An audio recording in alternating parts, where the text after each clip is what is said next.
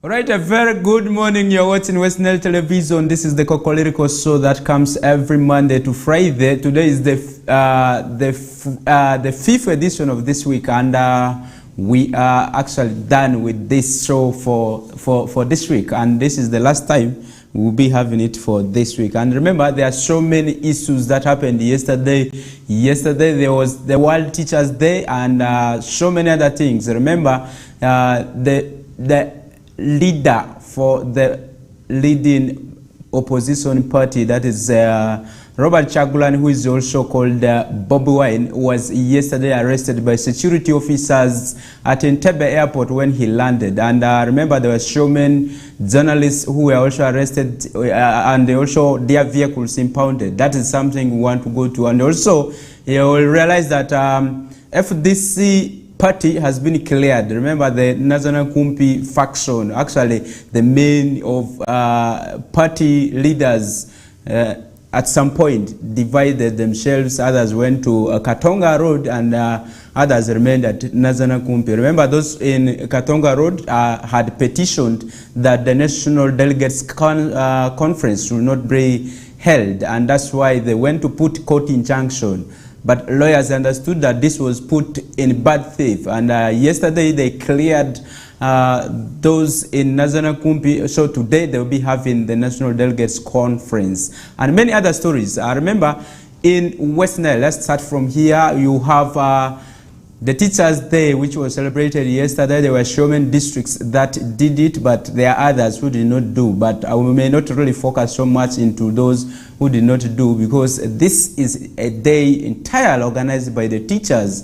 But I'm meant to understand that some of the local governments did not contribute, apart from the teachers using their little monies that they collected from their shackles, from their wherever they are doing it. And this is so quite unfortunate that if the local government does not support its own workers, it is quite unfortunate. That means the work done by these teachers is underrated. We should be able to know that everyone passes through a teacher, whether you are a bicycle repairer, whether you are whether you are a shoe mentor, okay? I will say those who are doing even cooking, you need a teacher. A mother can teach you, that is a teacher, and so on. We need to respect and really honor these people very, very well, and take them in good hands and care about them. There were conversations about the welfare of the teachers, the segregation brought by government in terms of salary disparities, and this was the biggest cry of the teachers for Arua City and Arua District, and that's where I really attended the World Teachers Day. I was there present at Eruba Primary School, and there were a lot of issues to do with teachers' welfare that really came very, very boldly. And remember, there were issues to do with infrastructure. Teachers are not accommodated in schools. There are others that are too far, and they have decided to really accommodate themselves in classrooms. But if you look at some of the teachers, now they are using bicycles. Remember, last year, Arua District lost one teacher to accident just because he was from duty and going back home, and unfortunately met with there was a vehicle that knocked him, and instantly he died. And that was one of the issues that was raised pertinently. Remember, this region, specifically Arua City and Arua District, lost 17 teachers this year, and that is something that is really touching. The whole country, there are 417 teachers that have been lost since last financial year up to today, and that is attributed to the issues of trauma, the issues of social support that has not been rendered to these teachers.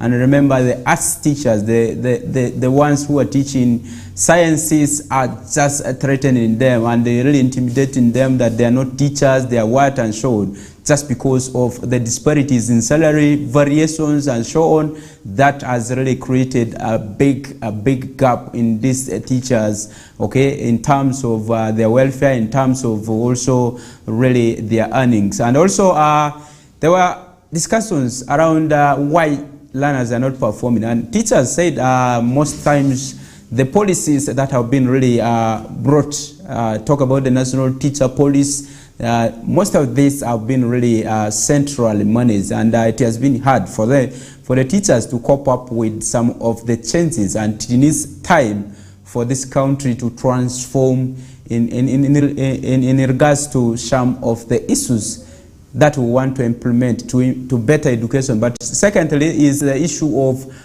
the morale that has been lost to the issues of the salaries, okay? Because others feel inferior, others feel superior, others feel like, we are now to the talk. And that is where really most of the teachers have felt demoralized. But also the contribution of parents. Many parents do not support education. Most times we appreciate teachers when we have seen our children in first grade and so on. But when the children are not doing well, we can't evaluate ourselves as parents. That's one key thing that we need to also look at. We are all stakeholders in this. What is your role? What is my role in performing and in ensuring that we have quality of education delivered? There are a number of ways parents can contribute to ensure that the welfare of the teachers is also catered for. One of the things is going to the school and understanding the way your child is conducting business in the school, and also really whether your child is able to cope up with the kind of learning environment, and also whether his relationship with the teachers is okay. Sometimes we send these children, they don't even reach the schools, and that is the problem. We don't follow our children. And the teacher only reminds of the child who is on the compound, because his work not supposed to go and teach children on the roads and so on. So we need to ensure that our children reach the schools for us to really achieve that target. We need to also work as a team, as parents, teachers, and those other stakeholders who are also involved. But also you have the issues to do with the specifically this was for our district, where some of the teachers for 3 months have received half salary. And this is one technical thing that needed to be understood. What is happening? Remember, the IG last month picked the principal human resource officer of the district to explain some of the issues to do with salaries, delayed salaries, and also areas that have not been cleared. And this featured yesterday again. Up to now, the principal human resource officer for our district is under investigation. He's no longer in the office now that the district has taken its mandate of putting somebody temporary to act in that position. So we expect that a few corrections be done in this area, because this cry of teachers not receiving their wages that are accrued because of the delayed pay of their salaries. Remember, there are 271 teachers who are really petitioning the district council over that. Yesterday, the LC5 really face-to-face had those verbal exchange of bitter words with the cow over this, because teachers' welfare needs to be catered of. And it is only the rural district in West Nile that has delayed teachers' salaries and wages for quite a long period of time. And the political wing was not happy about this, and they said once they have been approving a lot of supplementary budgets, what is the purpose? Why is it that these monies have not been paid? And those were the arguments around that. But across some of the districts, the biggest issue has been also the issues to do with accommodation for teachers. It is quite cross-cutting in the region, but also the issues to do with high teenage pregnancies. Parents are not doing enough in controlling these children overnight, and also these movements away from the families. And this has really resulted into the high cases of teenage pregnancy. Remember, in Western region, it is a rural city that is leading with 28%, according to Uganda Demographic Health Survey report. But also it is followed by Zombo district, and then followed by Yumbe district, and then you have Mariokolo district that comes number 4. And this is quite unfortunate. And then the top 10 You have Terego district, you have Maracha, you have Koboko, you have Nebi, and then Pakwat, and then the rest. That is where we are coming from. So we need to really do a lot, not only the parents, not only the LCs, not only the other people, but let's team up and do this together. As a community, we used to have those cultural rules that used to play a big role, but due to the decay of cultural morals that we used to have, we have found ourselves into some of these situations, and that is quite unfortunate. Away from education, there is concern growing over USMID projects that are delaying in this region. Yesterday, Delmont was able to really detailed understand and break the stories of why the 10.2 billion Ceilings road project in Yajuman district really delayed, and up to now it has not been really reaching up to half. And remember, by 30th of this year, December, we'll be closing up the issues to do with USMID projects, and that is the end of this phase. So I don't know where some of the districts will be able to find themselves. Will they really get back those monies? That is something at ministerial level. But at local level, what are districts doing in order to really make sure that we at least get something from these USMID projects? If somebody tells you that I'm giving you this piece of land that has already crops planted, you should be able to go and check and make sure that the crops are, the weeds are plucked off, the crops do very well so that you're able to harvest. But you, as the person who has been delegated to do all this work, if you have failed to do it, that means you will not enjoy the fruits of these crops that have been really planted, or you will not really have any return. That is what is exactly going to happen. So the local governments that are benefiting from these USMID projects, can we really speed up some of these processes and make sure that we put the contractors to question why they are not really performing? Those are critical issues that we need to really understand, because if we cannot put pressure on these contractors, we will not really have these projects executed, and we will not really have the liberty to enjoy the benefits of these projects, much as we are named the beneficiaries of these projects. Talk about Madiokolo, which has been also one of the districts benefiting, but has had a lot of issues to do with the contractors not speeding up, the contractors not turning out for work and so on at some point. And we understand that some of these errors are committed at the ministerial level, but at the local government level, what are the roles that we're playing?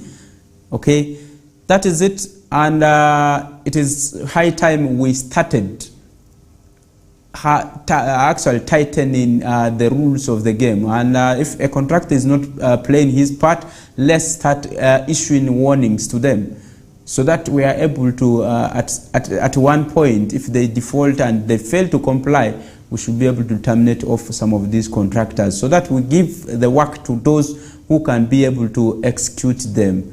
And that is it about the Adjuman story, and also the issues to do with USMID. And we hope all the local governments will be able to expedite on some of these issues and really move further to make sure that our people benefit. The last result of these projects is people benefiting, and also local revenue enhanced. That is the beauty that local governments should be able to appreciate and take charge of some of these projects fully, and monitor them carefully, and move forward with that. Yesterday, also the court also cleared the Forum for Democratic Change, the Nazana Kumpi group, and which is led by Patrick Oboya Muriet. And remember, just a few weeks before, there was a faction that broke from the Forum for Democratic Change. This has been led by now the acting president, or say maybe the acting, or they say interim president of Forum for Democratic Change, that is National Katonga faction, that is Arias Lukwago, and the party general secretary, that is Washwa Birigwa, who went and petitioned against the other team, which is led by Patrick Oboya Muriet, over the intended or meeting with the delegates across the country. And this was expected to be a meeting that will be able to iron out some of these misinterpretations or some of these issues that are coming from the party members about why this party is not progressing well, why leaders have to bicker around and really not sit down to iron some of these issues. And that was really so serious that some of the team had to form a leadership. But now we have two presidents in the Forum for Democratic Change, two executives groups, and so on. Those are some of the things to what extent really this party has gone. And you realize that this has broken down up to the subjects. In a rural city here, you realize that there are some of them who are saying we are behind Beshage. There are others who are saying we are behind what? Patrick Oboya Muriet. And that's where the Forum for Democratic Change has found itself. Could this be an eye-opener to other opposition political parties? That's what we really want to see. How are they going to harmonize their issues? You remember, the Uganda People's Congress has had issues also just like that. Up to now, there is court injunction and there is no harmony that has come into the party, much as there are efforts put by some of the party members to ensure that this political party comes back and starts to compete in the elections. Remember, in 2021, general elections, UPC was not represented. Why? That's because the party has had issues over leadership and also the issues of assets. There were concerns that some of the assets of the party have been personalized by some of the party members. So this has been really a very great thing. Specifically, they were targeting Jimmy Akena, who is the party president, who has not really been able to release or disclose some of the party assets to the members, and the members had to really put an injunction, and this made him not really to contest in the presidential race. And this has not been up to date, not harmonized, and this is one thing that has left that party. Could this also be the same story to FDC?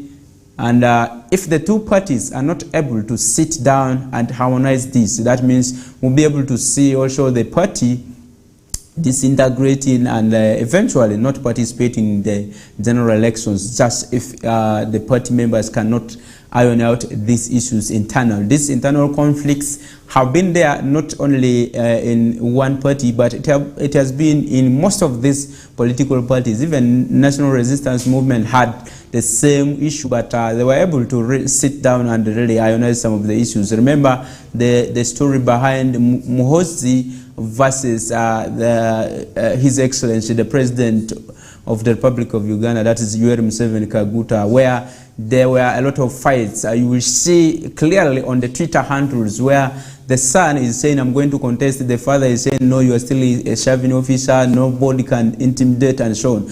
A lot of issues were flying on Twitter, but eventually the party leaders were able to sit down and harmonize this, and that's why you are not seeing all these bickerings on social media again now. And you will realize that Forum for Democratic Change has not gotten that time to sit with the party delegates, and this is what we expect maybe in today's National Delegates Conference, that the issues to do with preaching harmony and also bridging the gap between the two factions should be the last resort or the first issue on the agenda, and the need for the two teams to sit down in a neutral ground and really harmonize some of the differences in order for the party to have one sole candidate should be one thing that we should be able to see in today's delegates conference. And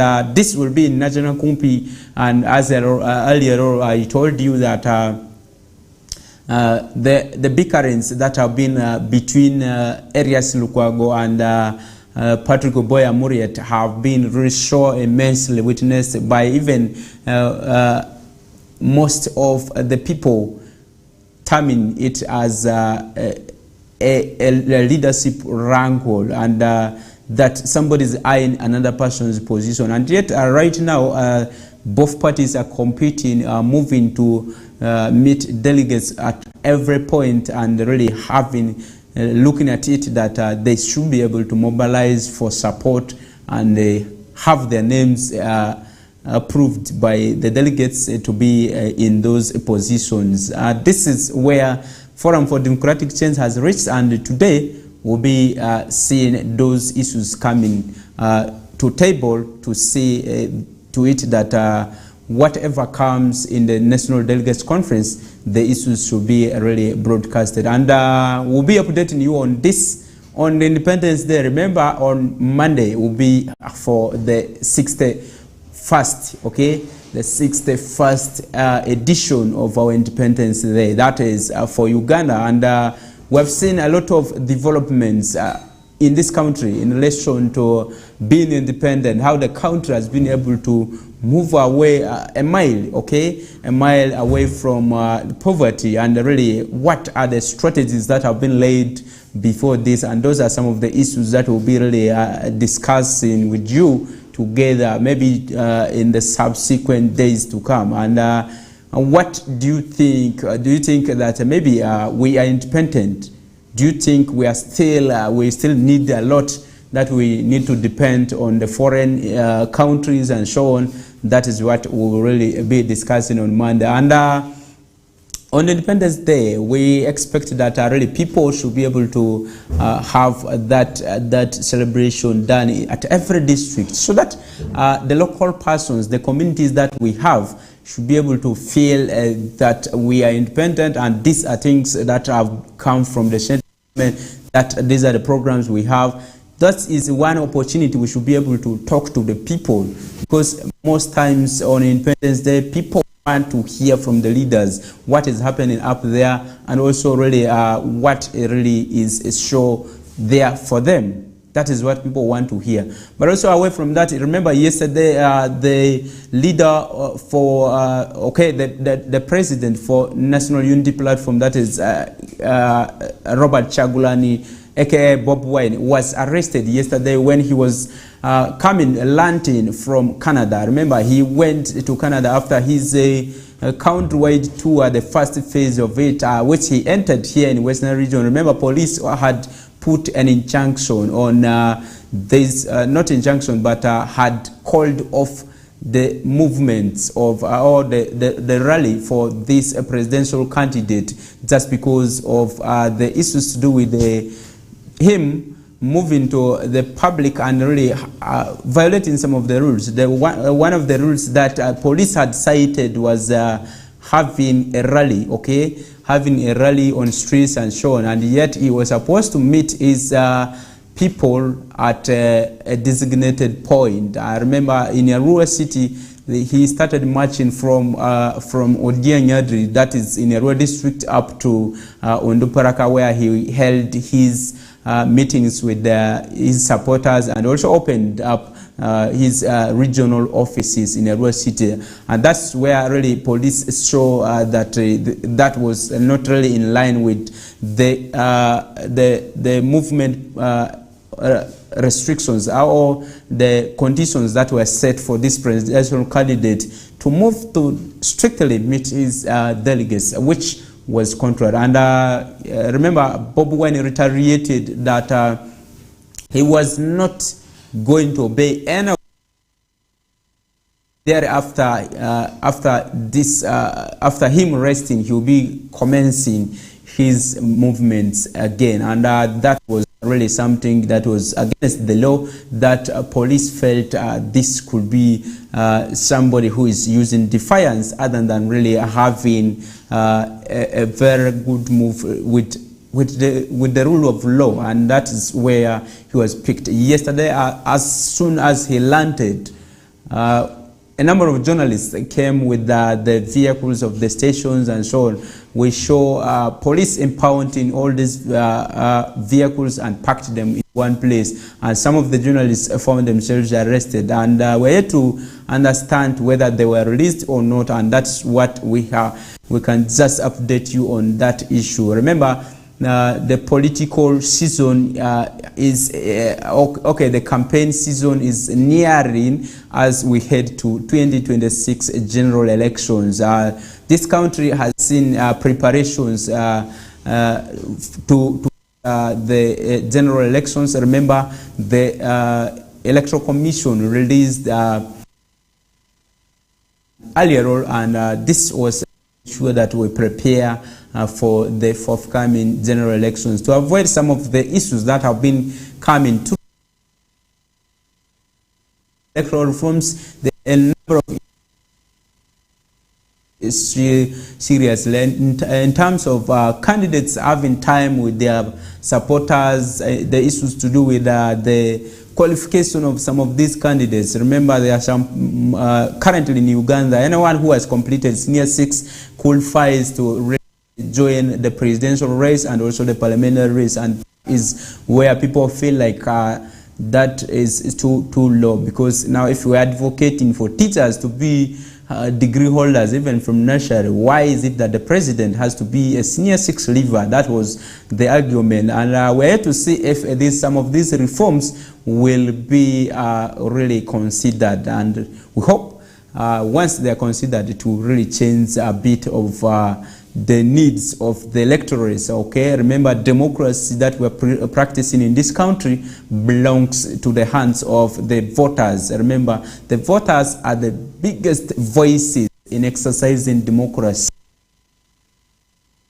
These elections, people are able to show that we need this, we need this, we need this. But also when they bring those reforms, like even for the district leaders, people are talking diploma as a minimum qualification for the LC5 race, and also at least somebody who has completed senior 6 for senior 3, and that is where really people are stressing so hard. This is not for no reason. Remember, this country has had the history of corruption being immensely witnessed, just because the politicians who was the immediate supervisors of these technocrats who handle the monies do not have the knowledge. So it will be prudent enough that some of these reforms are considered, so that people are able to see the value for the positions that some of these people have been elected in. Remember,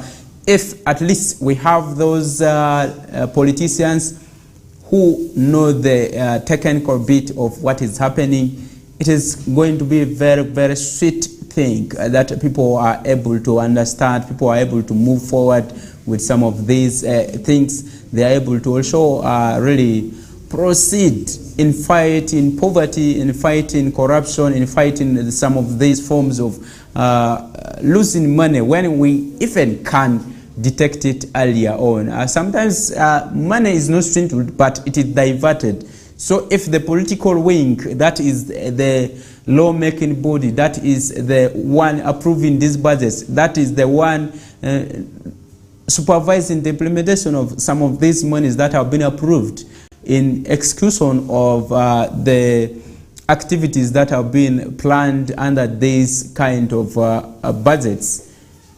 So if they don't have the knowledge of monitoring, it will be hard for them to detect that this money was diverted to do maybe activity B, which is contrary to what was put in the budget line.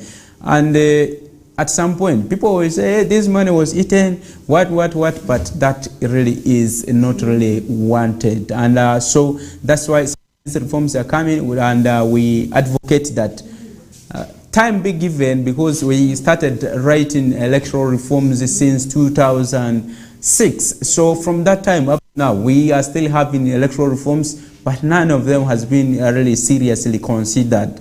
So if they are considered, to be of the good for this country. And that's where we really appreciate that we are experiencing democracy that people should be able to enjoy. And that's where we are putting the round of what happened within this region and the country at a close. But up next, we'll be having guests from Madiokolo District Local Government. We'll be discussing the tourism potential in Western region and also what needs to be done. Remember, there are so many issues around tourism. Tourism now is the biggest earner for Uganda, followed by cotton. Not cotton, by coffee, but coffee. So coffee is immediate, but the difference is a very good trillion, and that means we need to invest so much into tourism. And for us to invest into tourism, we need to be in the know of what is that component that formulates a tourism site. What is that thing that can create a tourism activity? What is that thing called tourism? And that's what we want to understand. And how much is the untapped tourism potential in West Nile? That is the question we want our guests to be answering in the subsequent hour. Let's take a break. Thank you.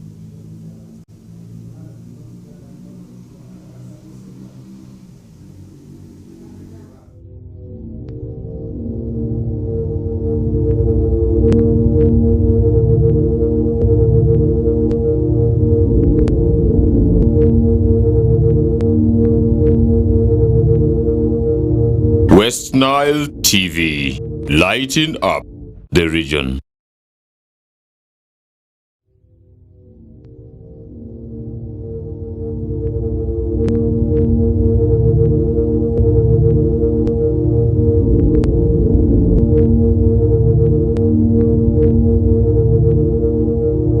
West Nile TV, lighting up the region.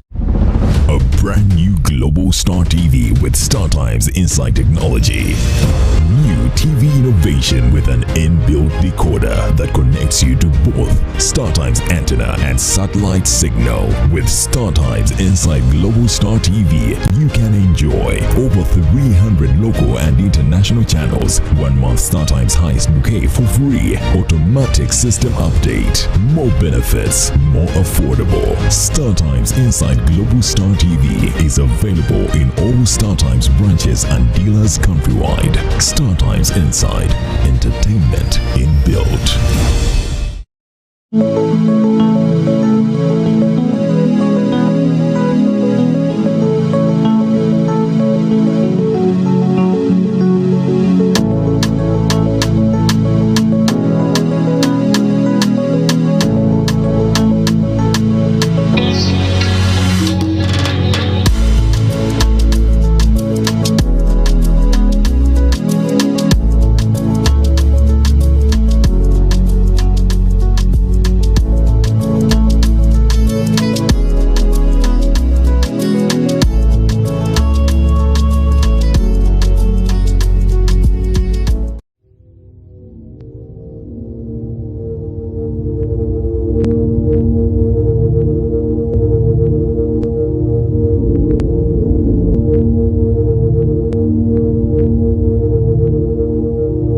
West Nile TV, lighting up the region.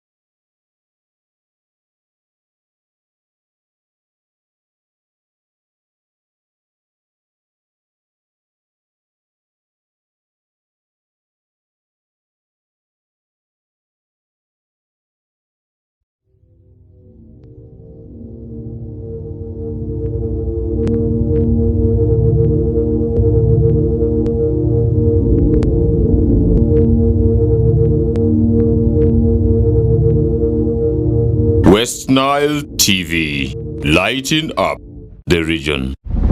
A brand new Global Star TV with StarTimes Inside Technology. New TV innovation with an inbuilt decoder that connects you to both StarTimes antenna and satellite signal. With StarTimes Inside Global Star TV, you can enjoy over 300 local and international channels, 1 month StarTimes highest bouquet for free, automatic system update, more benefits, more affordable. StarTimes Inside Global Star TV is available in all StarTimes branches and dealers countrywide. StarTimes Inside, entertainment inbuilt.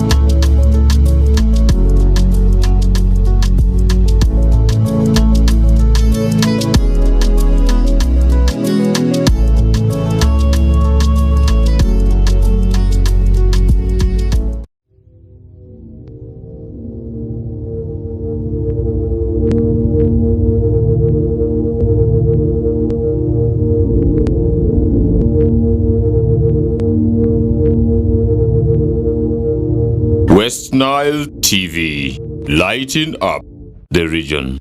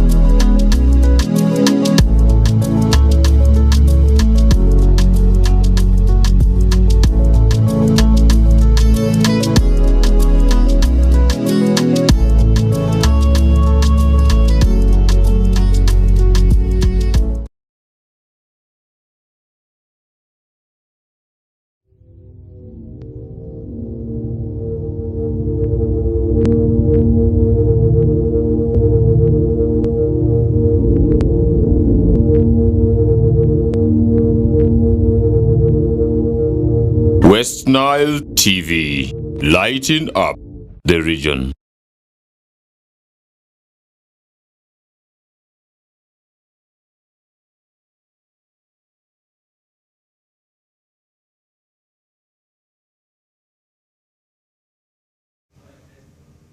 Alright, a very good morning. You are still watching West Nile Television. That is the Kokoliriko show that comes every Monday to Friday. I remember earlier on informed you that we'll be having guests and we'll be discussing the untapped tourism potential that West Nile region has and really what that means to the people here in the region, what needs to be done. And that's where we want to really go into. And I have guests from Madiokolo District Local Government and I want to quickly just introduce them. To my left, I have the chairman, Madiokolo District Local Government, that is Drabe Ishmael Adrish Drabe. You are most welcome to West Nile TV studios. Thank you, promoter, moderator, for hosting us on the TV. Okay, that is him, and you will also really know that the chairman really has a lot to do in terms of mobilization of resources in building his or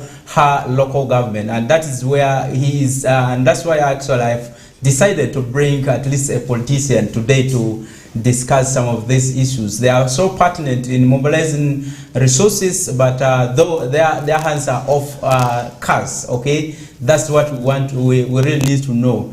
And they have a lot of mandate in doing some of the issues that are in the districts. And to my right, I have the district tourism officer, that is Knight Zahara. Knight, you're most welcome. Thank you, moderator. Okay.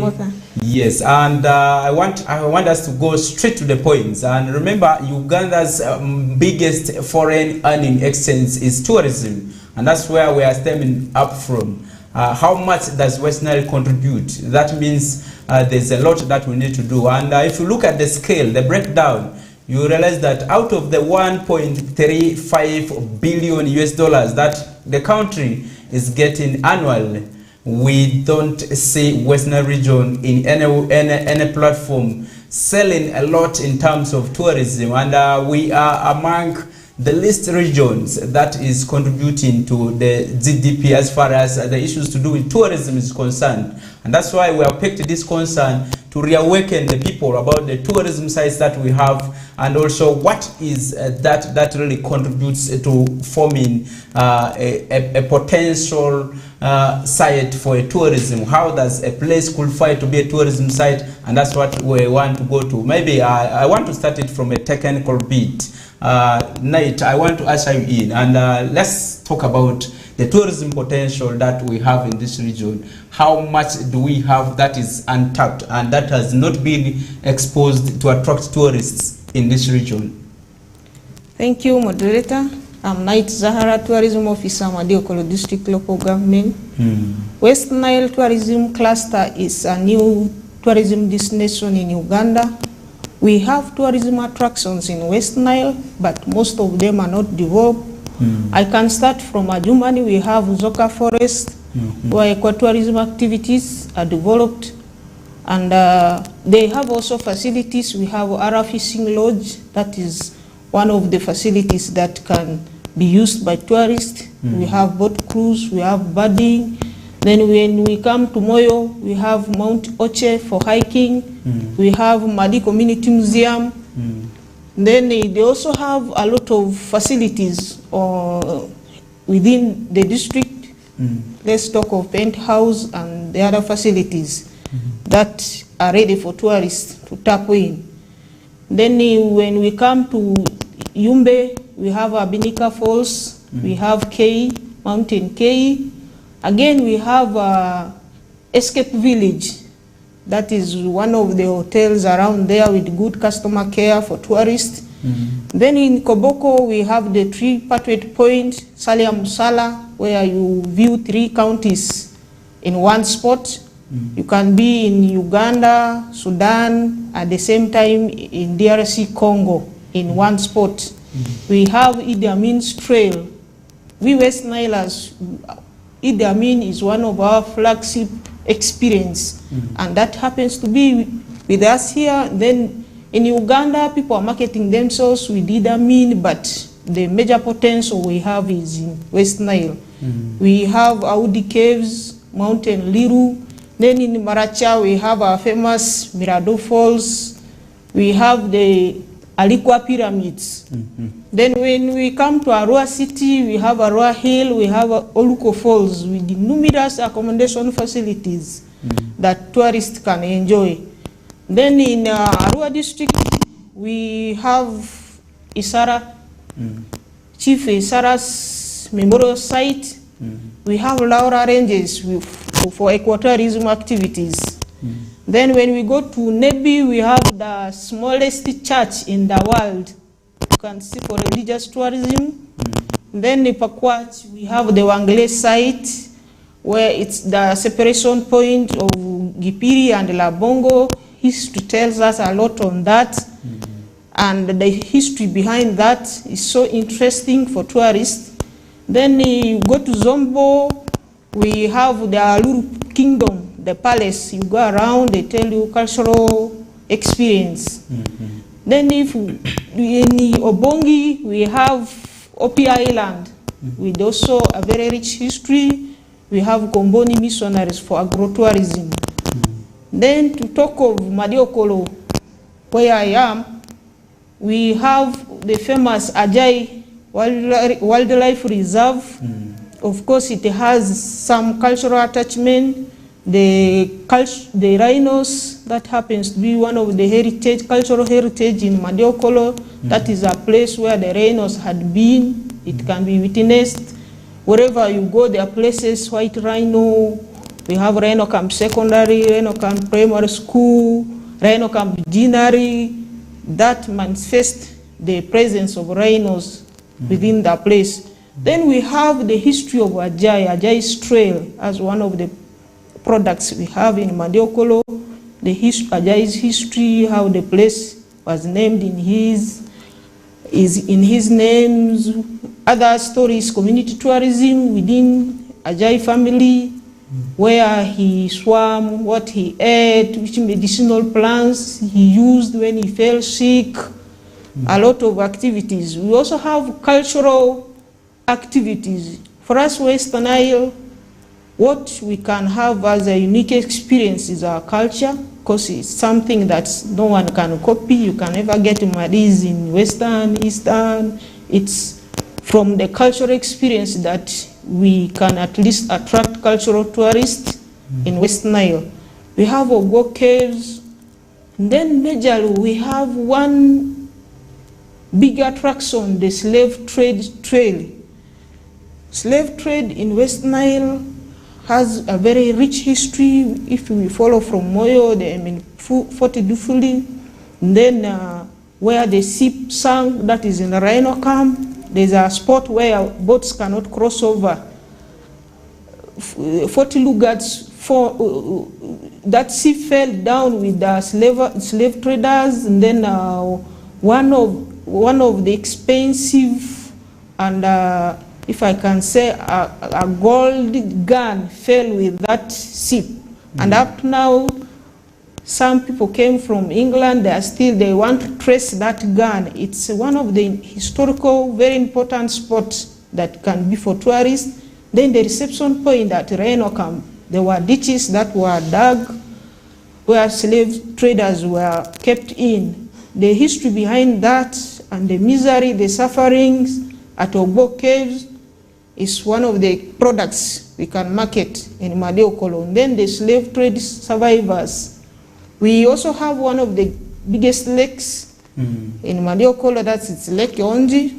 The history, it's a man-made lake, and how big it is, the activities we intend to have, like lodging facilities, camping, are the things that can attract tourists in West Nile.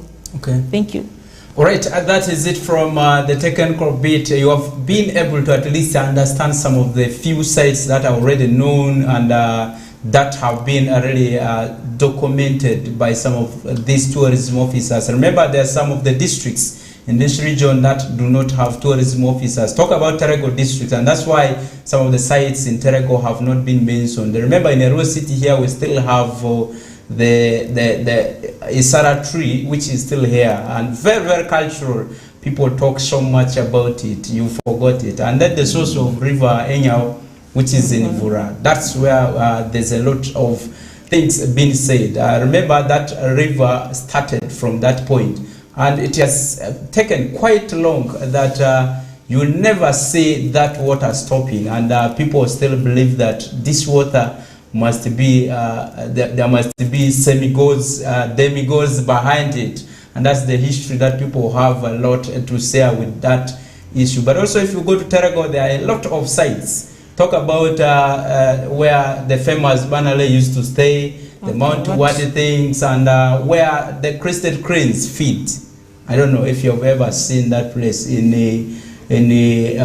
Ulupi sub-county, somewhere there.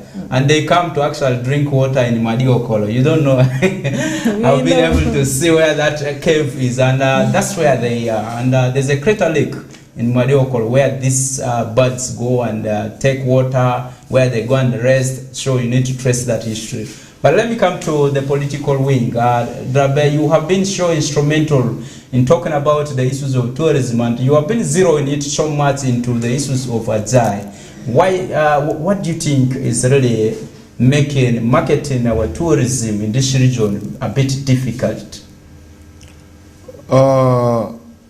Dear viewers, as earlier on said, I am Drabes Maladris, the district chairman of Madokolo.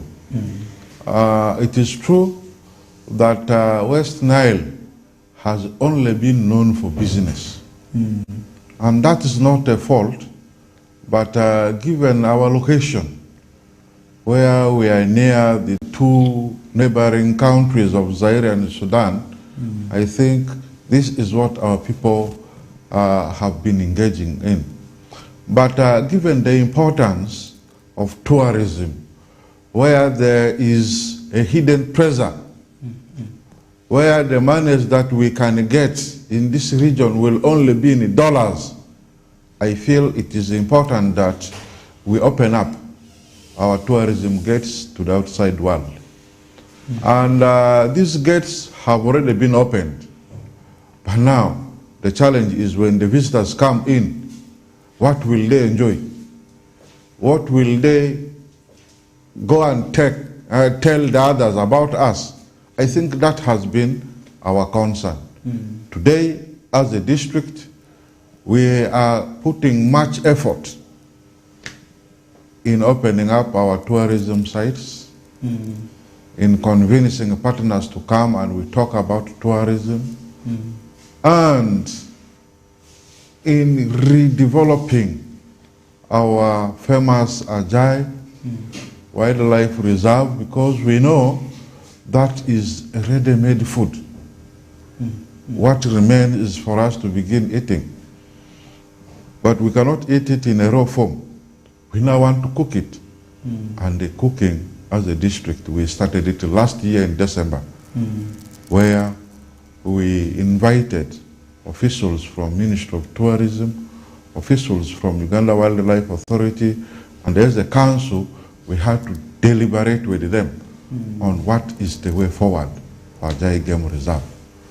They have cooperated, and together we have agreed that should have been early this year, that this year we are going to introduce the different species of animal into the wildlife reserve, and towards the end of next year we will now bring back our rhinos, the white rhinos. So this has been the milestone that we are moving. Hopefully by 2025 something different will begin happening in Madokolo. But before we reach there, I want to say the gates of Madokolo is open to any other stakeholder who is interested, especially the private sector. You are welcome to come and join us in identifying the tourism potentials. You can choose any of your interest and invest in it. That one there, it is open-ended. Nobody is going to grab the ownership of these sites. We are going to liberalize it. So any potential investor is welcome to make a choice, and together let us begin to develop the tourism sites. Okay, the issue of tourism is so pertinent in this region that many of the districts, apart from Obongi and Madiokolo per se, have taken it not really serious. And I saw through the Madi Day that is celebrated every year now that I've seen, they have been able to showcase a lot of things, and this is where really I want to see things go right, like the other districts should be able to copy. Maybe how unique was Madiokolo in trying to organize this kind of activities to showcase the different things that are to market the district? Well, it is all dependent on cooperation and also believing in one another. Actually, when our tourism officer brought forward this idea that, okay, as a district, why can't we begin something? So I, as the chairman, had to bring in the area members of parliament, sold this idea to them, and together with the technical officers, we gave it a trial. And now we see it has worked. I think what we are now left with is to make improvements on how better we should be doing these things every year. And also, we open the space wide enough to bring in many categories of stakeholders who can come and tap in whatever is of their choice. It is through cooperation that we are moving forward. Okay. So let me come to the tourism office. Western region has really put a lot of emphasis as far as the issues of Wadzai Wildlife Reserve is concerned. Remember, before this country actually got into the issues of that hosting of the president, Idi Amin Dada, in 10, the Wadzai Wildlife Reserve was really so famous that tourism activity was so really seen to be an activity of substance. I mean by substance meaning revenue was already flowing, but at some point this went off. What are some of the current activities that are taking place at this wildlife reserve, and how hopeful are we that we'll be able to really tap something as a region again from this? Remember, there are so many contributions that Wildlife Reserve had put for this region. Talk about the White Rhino Hotel that we have in Arua City here.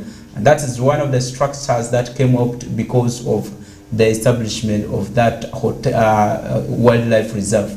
Okay, you can pick it from there. What are the activities currently taking place there? Yeah, currently at Jai Wildlife Reserve, we have community sensitization. We are preparing them for the restoration of the reserve, the coming of the rhinos. We have communities along at the Gea community. We have Pamoli, then we have Kati in the villages like Moli. We are doing sensitization with them. And then the approach now we are going to embark on is community involvement. You know, since the rhinos were previously poached, we want to involve these communities to own the activities themselves. We shall use them as part of, it's our two-way thing for them to benefit as laborers, at the same time also for preservation of the white rhinos. Then we have removal of invasive species. It's ongoing activity, because this reserve had been for long not in use for the white rhinos. There are a lot of invasive trees that needed to be removed. So the process is ongoing. Then we also have Lorena stove training. That's one of the activities within the local communities that who are embarked on, where the local communities were trained on how to make energy saving techniques of stoves, the Lorena. Currently, Okay, all of the things we are doing. Maybe to add on that, there are issues to do with this animal species. Do we have only white rhinos in this game reserve, or we have other animal species or other species that are of importance, okay, that we will cherish to make sure that this reserve can still be there, even if the white rhinos do not come tomorrow? Yeah. We can still say this is a viable place that we can really invest in, and we'll be able to get some returns. What are some of the species that we have in this place that are able to also attract tourists? Currently, we have olive baboons. Their number has greatly increased. We have almost all the types of monkeys. We have velvet monkeys, white and black Wallabies monkeys. We have dik-dik, we have statungas, and other bird species. Like in Ajay, we have 122 bird species with the rare subil stock that is within the shores of River Nile. So there are birders who are interested in that. So that's what currently we have. And then from reliable sources, probably by next month, we shall have the giraffes and Uganda cobs. Okay. Yeah. Sure. For the start. Since the reserve is also small, majorly we shall have herbivorous, not carnivorous, in the reserve. Okay. Yeah. Then Right. the research activities are also ongoing. There are people who come and do majorly medicinal plants. Yeah. Okay, I remember quoting the chairman in one of the meetings that if UA cannot do something to restock the livestock in that game reserve, they are tired of seeing rangers guarding baboons and so on, and that was so interesting for me. And that means there's a pertinent issue that really people want to be done in order to really have the importance of such reserves. Maybe, Chairman, let's come to you. Ajai Wildlife Reserve is not the only thing that we're now looking at. We're looking at so many other things. Talk about the cultural sites. Talk about some of these sites that are just there, that have not been exposed. How do you intend as a district to move forward with some of these things in order to ensure that we are able to also showcase some of the things that have not been seen in any part of this world to the world? Yes. Thank you. Maybe before I say something on this, I wanted to drive home a point on what you earlier on asked, what is being done in Ajai. Before we attained the district status, while we were under Arua district, Ajai Wildlife Reserve used to be managed by 3 parties. It was the Arua district, it was the Uganda Wildlife Authority, and a company called Uganda Safaris. Yes. So a tripartite agreement was reached between these 3 parties, among these 3 parties. And in that agreement, Wildlife Safaris was charged with the responsibility of doing the management part. Then UA was given the mandate to protect the animals and the place. Then Arua district was given the responsibility to oversee how these things are done. But when we attained the district status, as we started putting interest in Ajai Wildlife Reserve, we found that actually the 2 parties, Arua district and Wildlife Safaris, they were relatively dormant. So, what did we do? We called for a meeting. This time, we exonerated Arua district. We stepped in, we invited Uganda Wildlife Authorities and Uganda Safaris to deliberate on the issues of Ajai Game Reserve. Now that meeting there, the Uganda Wildlife Safaris refused to attend. Why? Because they found that their input in managing the place was not much. So it was Madiokolo and Uganda Wildlife Authorities that deliberated. Therefore, in that deliberation, we reached a resolution that let Wildlife Safaris show a cause as to why we should entrust them the responsibility of managing that facility. When they failed to respond, I think together with Uganda Wildlife Authorities, we had to terminate their service. So this time, they are out of the context of managing Ajai Wildlife Reserves. They are no longer there. We have signed the termination letters. They are no longer there. This time, it is Madiokolo and Uganda Wildlife Authorities that is doing everything possible to reorganize the management and the other issues to do with the wildlife reserves. So, under this arrangement, the Uganda Wildlife Authorities is now going to be the lead agent in doing the management aspect. As a district, for us, we are supervising their roles and also we are monitoring them.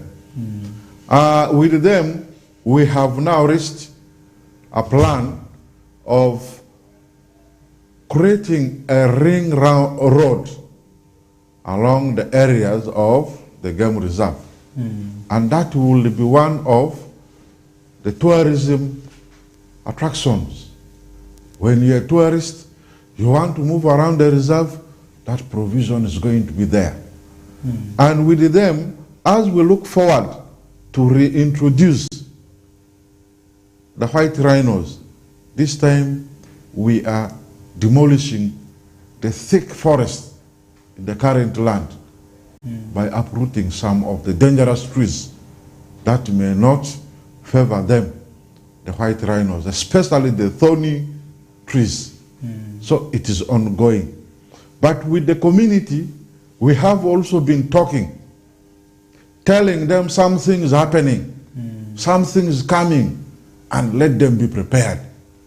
We have already carried sensitization meetings in Ogoko, in Pawor, in Okolo, and in Inde Town Council.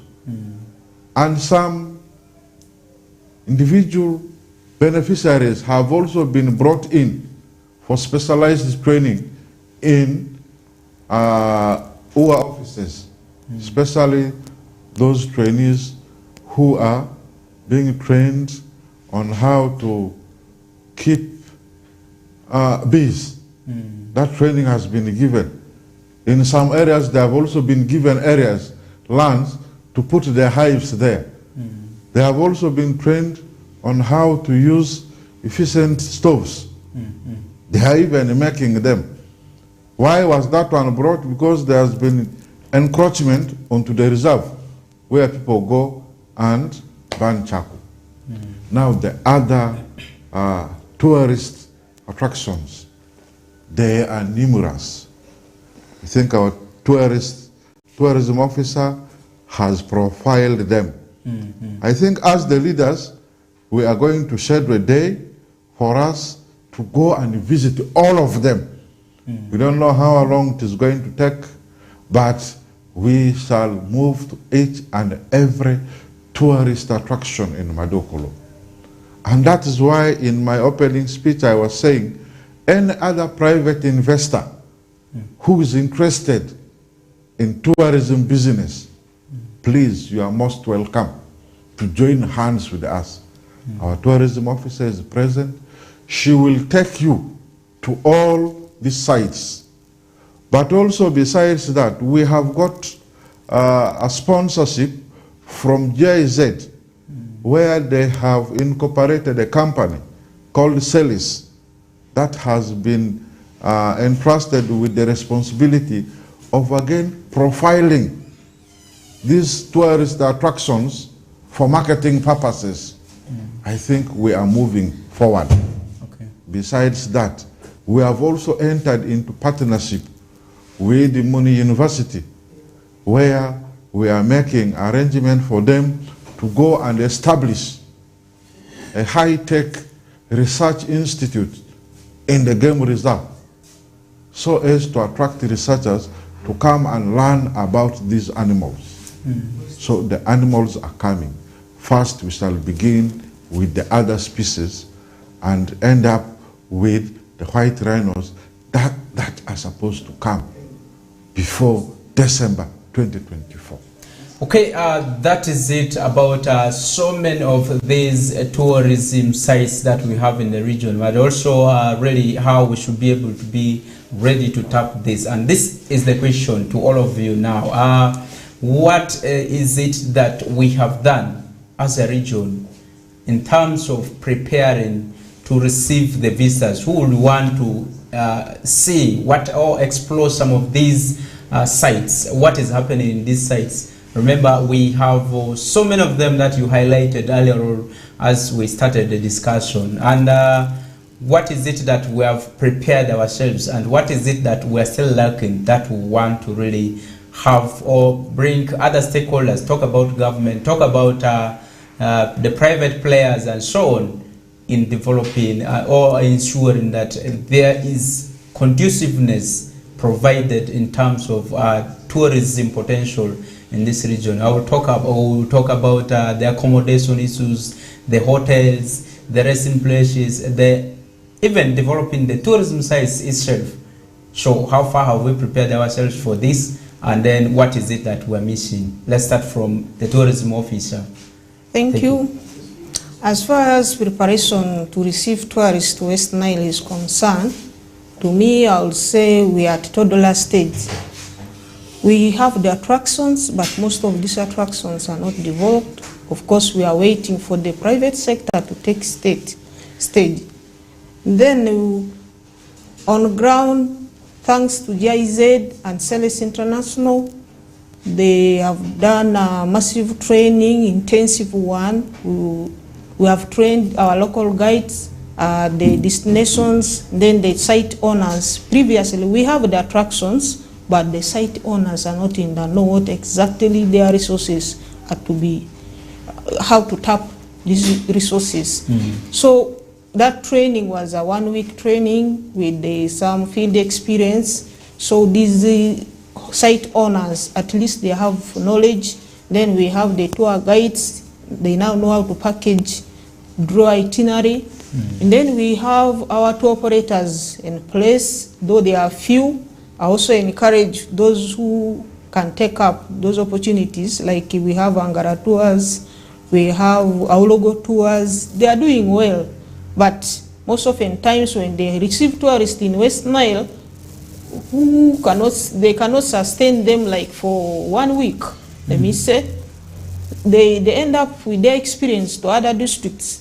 Then we have Lado tours, corridor tours in Arua. They are trying their best, but we have a lot of gaps in West Nile. Why can they sustain them for maybe 3 or 4 weeks? You know, what is the challenge? Yes. Let's talk of our facilities at the attractions. Most of these attractions, they lack facilities. Most of these facilities in West Nile are concentrated in urban centers, like in Arua. You go to Ajay Wildlife Reserve, as per now, we only have muddy dreams. And what can tourists, if like we have mass tourists, they will never stay there for long. They need to experience to have experience to other places. We don't have toilet facilities. We don't have camping facilities that tourists can spend their time. Then community tourism is one of the products that can keep tourists busy. For example, let's talk. We did one last week at Ajay's family, Ajay's trail. Surprisingly, the number of people who came around, almost 500. You can see how community tourism is interesting. You can engage these tourists how to construct these local huts. In doing that, you take a lot of time. You involve them how to cook. The tourists, they want to experience our local food, but in cooking, we involve them. And then how to fish, you go alongside with them. They do the fishing. How to hunt. Hunting as not killing, but how we used to hunt traditionally. We involve them. In doing so, you'll find that a tourist who had planned maybe to stay for 1 day, or maybe has planned to stay in Uganda for 1 week, will find himself staying in our place for all those days. And those are the activities that we are not embarking on. That's why our tourism sector in West Nile is also behind. Okay, there are several factors, the gaps that we have. As I said, our private sector is not fully involved. I really urge them to take stage on that. Then we have lack of awareness. Our communities here, they don't know what tourism is all about. All they know, tourism is for whites. In Uganda, we get a lot of revenue from domestic tourism. And we are bordered by Sudan and Congo. You know, Congolese, they like to happen. They really want to enjoy. We have the resources here, and the market is just an eye blink to us. So if we can utilize them, Then we have challenges like the roads. Most of the roads that lead to the attractions are just maram. Then as I talk of accommodation facilities, our customer care in West Nile, honestly, is not to the expectation. We need to train. Then the tourism structure itself. Currently, there's only one tourism officer within all these districts. So, since tourism is starting, but our reporting structure is not that straight to our line ministry. Those are some of the technical gaps we also have. Then if you talk of the communities around, their perception about tourism, we need to really educate, sensitize them so much. Okay. And then security. If you talk of Maslow's law of hierarchy of needs, you know, when you have your basic needs, of course, after basic needs attaining, you need security. Security in West Nile is not that bad, but still we need to have these thieves around, they can scare tourists. So we really in West Nile, we need to work on our security within the destinations. Okay.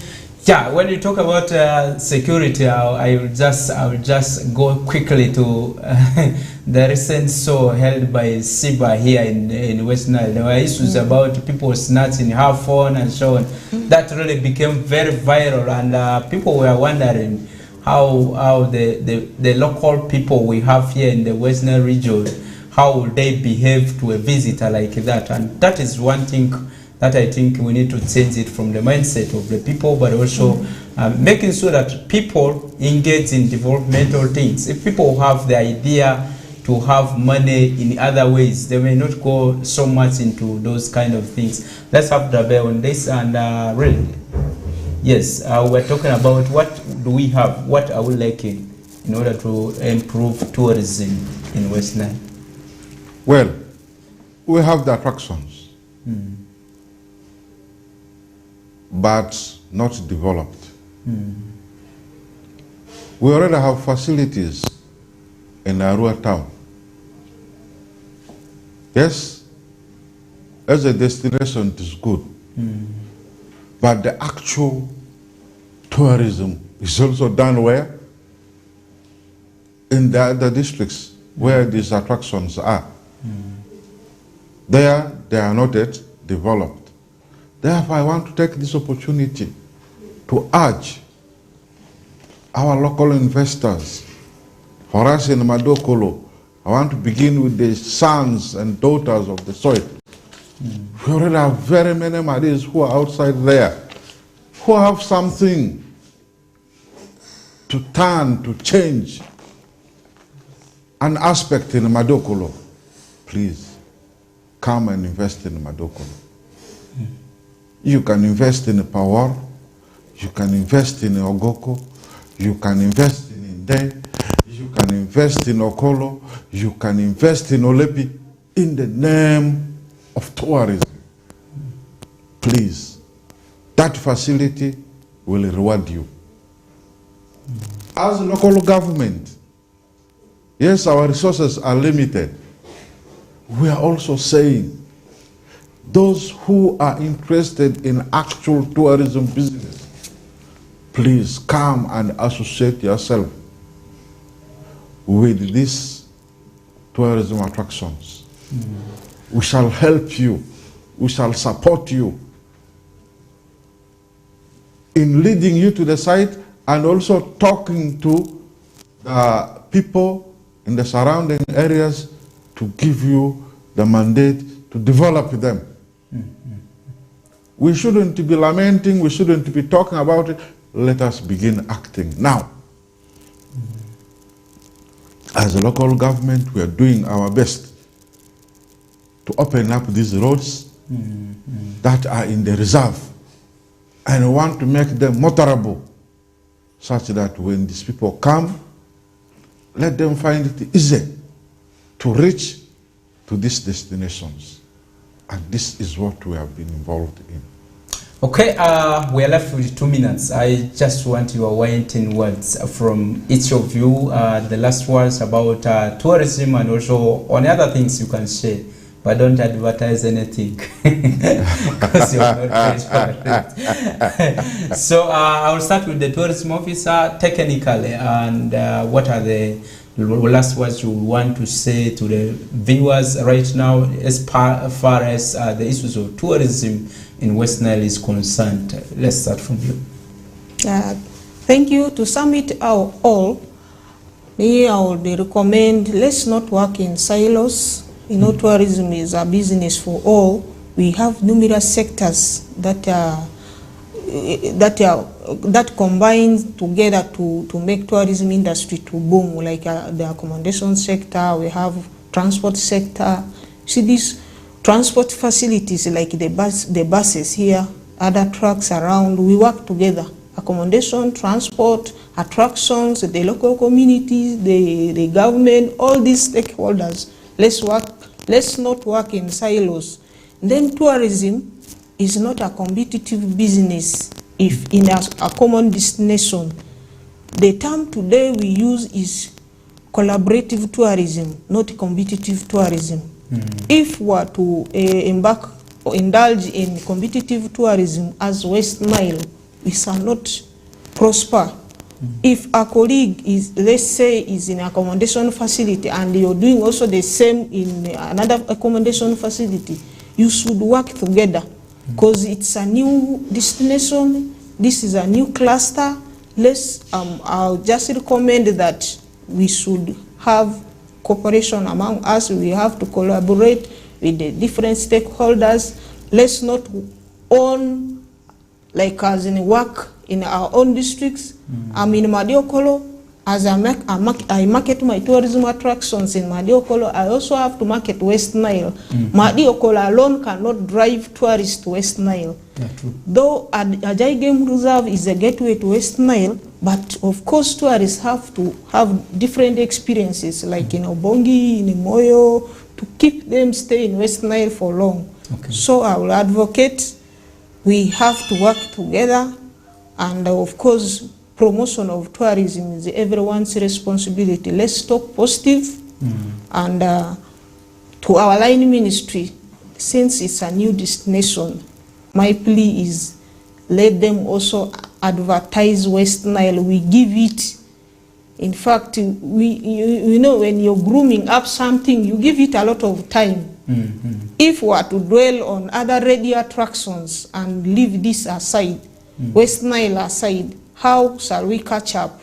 So it is that this new destination that is a toddler state, we give it a lot of time. Thank you. All right, I gave you so much minutes because you know, a technical person has to speak the reality that happens there, but a politician can pass around and deceive people around there and tell them, this is this is something that may not work. That's based on his interest. But also, politicians are very much important in mobilizing resources in developing some of these things, and that's why they're so important. Also, in taking accountability issues. So, Raben, let me have you on the last words. I want to begin by thanking you, Fredericks, for this opportunity. I want to thank everyone who has been viewing us. Today you have received the message that as West Nile we have tourism potential. It is real and it needs action. I want to therefore invite all able-bodied West Niler who is active in the business, please come to Madokolo.